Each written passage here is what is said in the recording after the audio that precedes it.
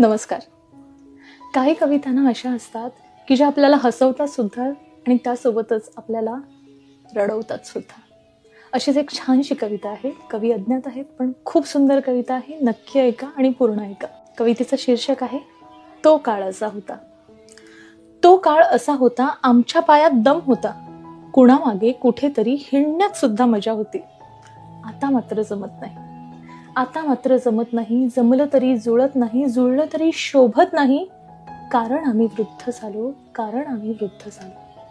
तो काळ असा होता, आमचे केस काळे होते, तरुणपणीचे चाळे होते, मोठे मोठे डोळे होते, बघण्यात सुद्धा मजा होती.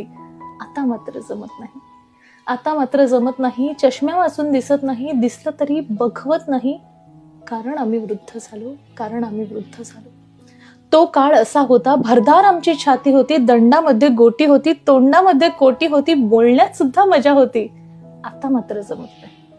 आता मात्र जमत नाही. दाताशिवाय बोलवत नाही, बोललं तरी कुणी ऐकत नाही, कारण आम्ही वृद्ध झालो, कारण आम्ही वृद्ध झालो. तो काळ असा होता, आम्ही अगदी फार्मात होतो, खोकण्यात सुद्धा मजा होती. आम्ही खोकायचं, कुणीतरी पळून बघायचं. आता मात्र जमत नाही. आता मात्र जमत नाही. खोकून खोकून जीव जातो, तरीही कोणी बघत नाही. खोकला काही थांबत नाही, कारण आम्ही वृद्ध झालो, कारण आम्ही वृद्ध झालो. तो काळ असा होता, काळापुढे आम्ही होतो, आमच्या पुढे ती होती, पाठलाग करण्यात मजा होती. आता मात्र जमत नाही. आता मात्र जमत नाही. काळ गेला ढांग देऊन, ती गेली टांग देऊन. आता भेट होत नाही, स्मृती काही जात नाही, बोलल्या वाचून राहवत नाही, कारण आम्ही वृद्ध झालो, कारण आम्ही वृद्ध झालो.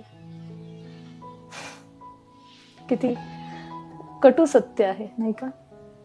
आपल्या घरातल्या वृद्ध लोकांची, आपल्याच आईवडिलांची आपण काळजी घेण्याची गरज आहे याची जाणीव करून देणारी, आणि आपणही कधीतरी त्या अवस्थेला पोहोचणार आहोत याची जाणीव करून देणारी.